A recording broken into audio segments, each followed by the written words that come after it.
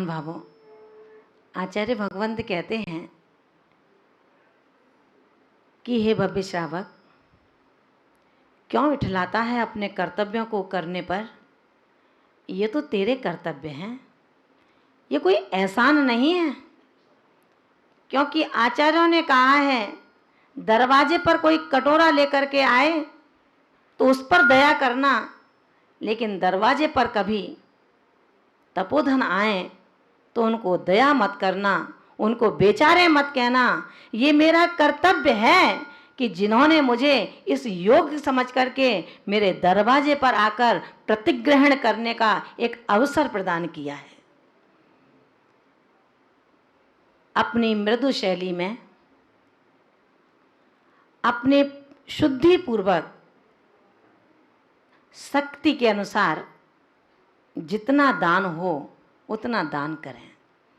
आचार्य भगवान कहते हैं, जो सत्य रूपेण, जो श्रावक शक्ति के अनुसार, शक्ति रूप से, जो श्रावक शक्ति के अनुसार जिन पूजा करे दी, जिनेंद्र भगवान की पूजा करता है, मुनि दानम दे दी, जो मुनियों को दान देता है, सो माने वह सम्मायिठी, वह सम्यक दृष्टि, धम्मी, धर्मात्मा, सावय, श्रावक, मोक्ष मग्ग रदो। मोक्ष मग्ग माने मार्ग में, रत माने लीन होता है, तल्लीन होता है। समझ में आया? आचार्य भगवंत ने कहा कि हे श्रावक, अपनी शक्ति का अपव्यय मत कर।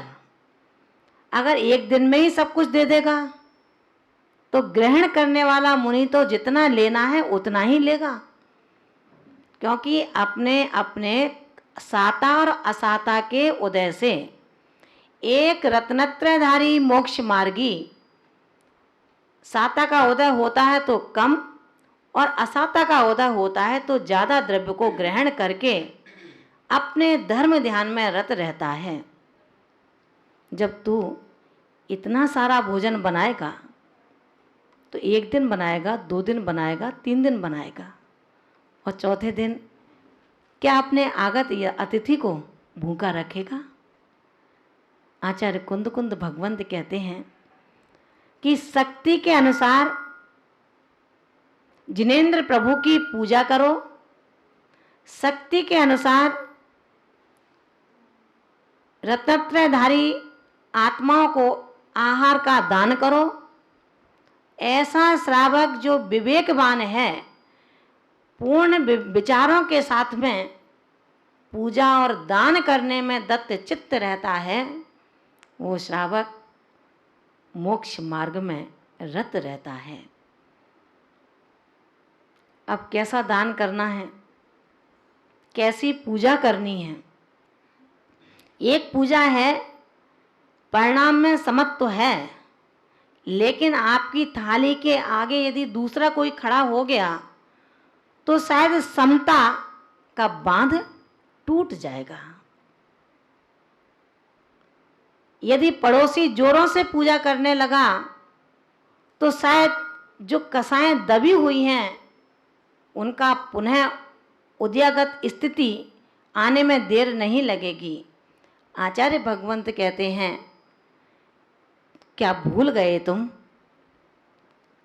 यही तो पंचम काल था और यही भरत क्षेत्र था, जब कुंद कुंद स्वामी ने इस भरत क्षेत्र में बैठ करके विदेह क्षेत्र में स्थित सीमंदर स्वामी को नमस्कार किया था, और उनकी नमस्कार में भक्ति का प्रमाण और फल ये निकला कि वहाँ पर सीमंदर स्वामी का हाथ उनके आशीर्वाद के लिए उठ जाता है।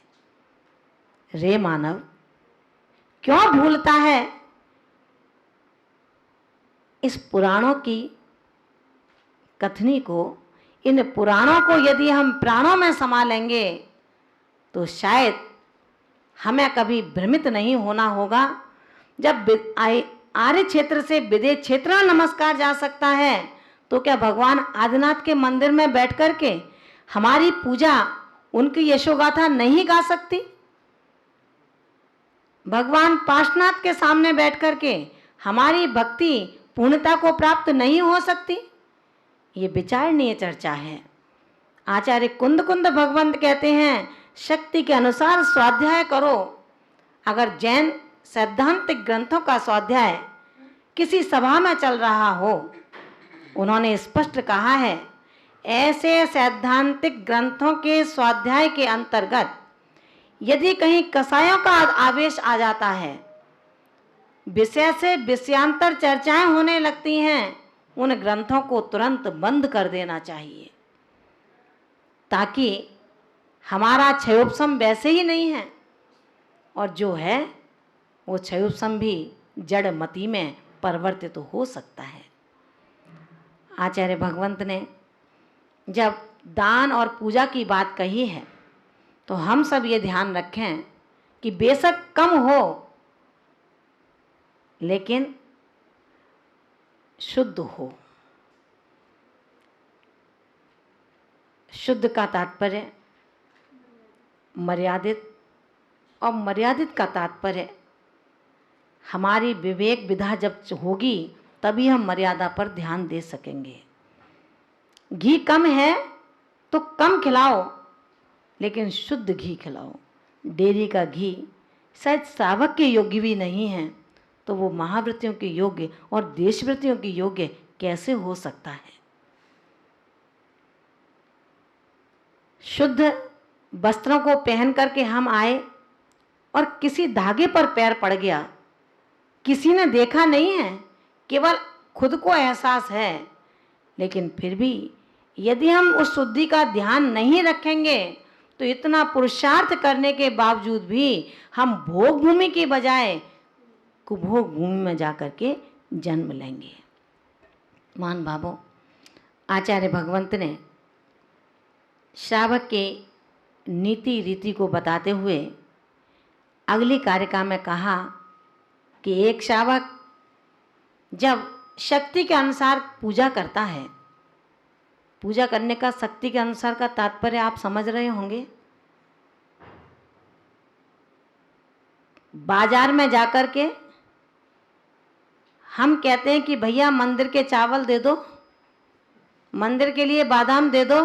वो समझ जाता है कि सेठ जी मंदिर के चावल मांग रहे हैं, इसका मतलब सस्ता वाला चावल चाहिए, और भैया घर के लिए चावल दे दो तो महंगा वाला चावल चाहिए।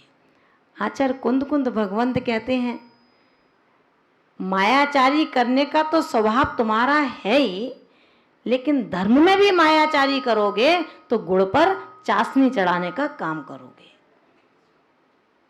आप आवश्यक नहीं है कि भर भर थाली द्रव्य चढ़ाएं, आप कम चढ़ाएं, लेकिन जो आपको खाने में अच्छा लगता है वही हमको चढ़ाने में भी अच्छा लगना चाहिए।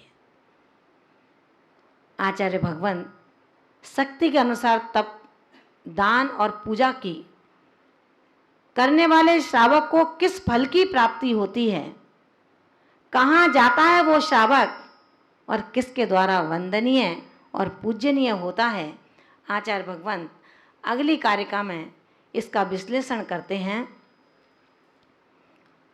पूय फलेन तिलोक्ये सुरपूज्यो हवदि शुद्धमणो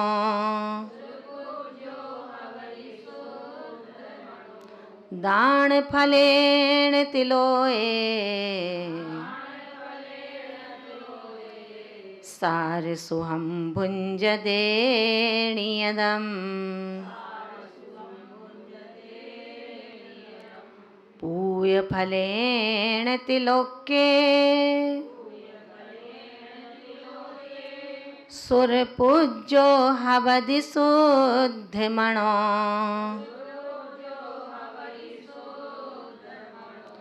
दान फलेन तिलोए सार सुहम भुंज देणीयदम।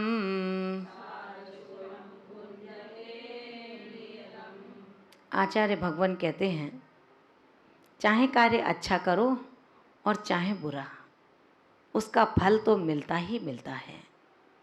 अंतर इतना है, देर और अबेर हो सकती है, लेकिन अच्छे काम का फल नहीं मिलेगा, बुरे काम का फल नहीं मिलेगा, या अच्छे का ही मिलेगा, ऐसा कुछ भी नहीं है। आचार्य भगवंत कहते हैं कि शुद्ध मनो, शुद्ध मन वाला श्रावक नियतम, नियतम माने निश्चय से, पूय फलेन, पूजा के फल से, त्रिलोक के, तीनों लोकों में, सुर पूज्यो, सुर माने देवों के द्वारा पूज्य हवदी होता है। क्या हुआ? शुद्ध मनो, शुद्ध मन वाला श्रावक नियतम, निश्चय से, पूय फलेन, पूजा के फल से, त्रिलोक के, तीनों लोकों में, सुर पूज्यो, देवताओं के द्वारा, देवों के द्वारा पूज्य हवदी होता है। और दान फलेन, दान के फल से, तिलोए, तीनों लोकों में, सार सुहम, सारभूत सुख को भुंज दे, भोगता है। समझ में आया? जिनेंद्र भगवान की पूजा करने वाला श्रावक जो भगवान की पूजा करता है, उसके चरणों की पूजा आकर के वो देव किया करते हैं। जो उन मोक्ष मार्गी रत्नत्रयधारियों के अंजलि पुट में आहार का दान करता है, अन्न का दान करता है, वो तीनों लोकों में सारभूत सुखों को प्राप्त होता है। कैसा है वो सारभूत सुख? जब जब जितना उसका संसार बाकी है, संपूर्ण कर्मों का लेखा जोखा यहाँ चुकता नहीं होगा, तब तक हम पंचम गति के लिए गमन कर नहीं सकते हैं। संपूर्ण कर्म यानी कि जो आज तक बंधे हैं, आज हम मनुष्य गति में बैठे हैं, जैन कुल प्राप्त हुआ है, आर्य जनों की संगति का एक मौका हमें मिला है, माँ जिनवाणी का रसपान हम करते हैं। अगर आज भी उन कर्मों की आते हुए स्थिति को न संभाल पाए, तो शायद जैसे अनादिकाल से कर्मों के बंधन से भ्रमित होते चले आ रहे हैं, वैसे ही अनादिकाल तक होते ही रहेंगे। अपन ये ना सोचें कि अभी समय है, अभी अपने देह को चमका लूं, अभी अपने मुखड़े को सुंदर बना लूं, अभी अपने को मैं राजसी ठाठ में भोग पान करा दूं, क्योंकि आचार्यों ने कहा है उस घड़ी का मालूम नहीं है जो घड़ी तेरे अंतिम जीवन की घड़ी होगी। आज हम सोए हैं, कल फिर उठ गए, तो अपने हैबिट में ये बात आ गई कि अभी कुछ नहीं होना मुझे, पहले बीमार पड़ते हैं, उसके बाद कुछ उम्मीद सोचेंगे कि अब जाने का नंबर आया है। आचार्य भगवंत कहते हैं कि रे मानव, ऐसा मत सोचना कि तेरे लिए कोई कहीं से वारंट आएगा।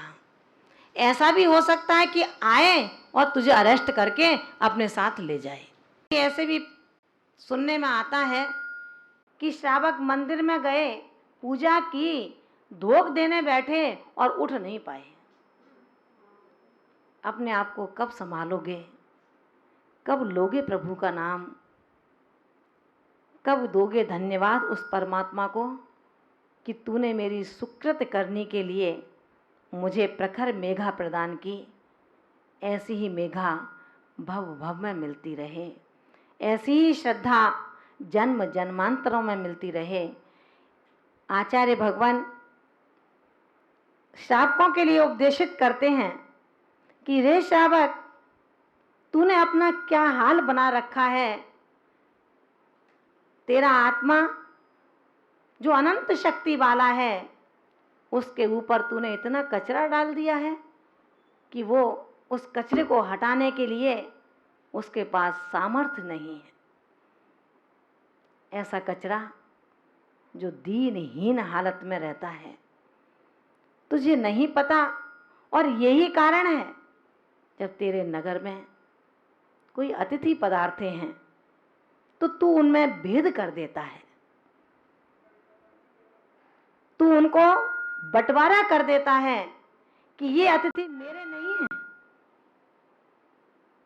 ये अतिथि तो उसके हैं।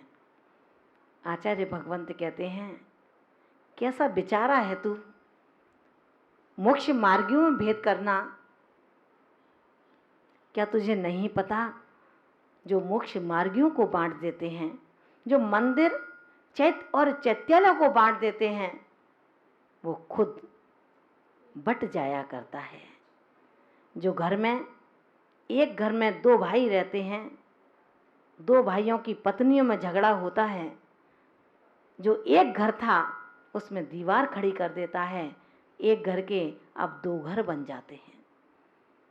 वो दिन दूर नहीं है अपने से, जो दूसरों को गिराने की कोशिश करता है, जो दूसरे में भेद पड़वाने की कोशिश करता है, जो दूसरे की दीवार खड़े करने की कोशिश करता है, उसकी दीवार खड़े होने में अब कुछ समय बाकी नहीं रहता। समय बहुत बलवान है, समय के आगे किसी की भी चल नहीं पाई है। महान भावों, आचार्य भगवान हमें बार बार यही समझाते हैं कि रत्नत्रयधारियों में भेद मत करो, तुम अपने कर्तव्य को करो, वो अपने कर्तव्य को करेंगे। वो जो करता है सामने वाला उसे करने दो, लेकिन तुमको जो करना है अपने कर्तव्य से कभी च्युत मत हो।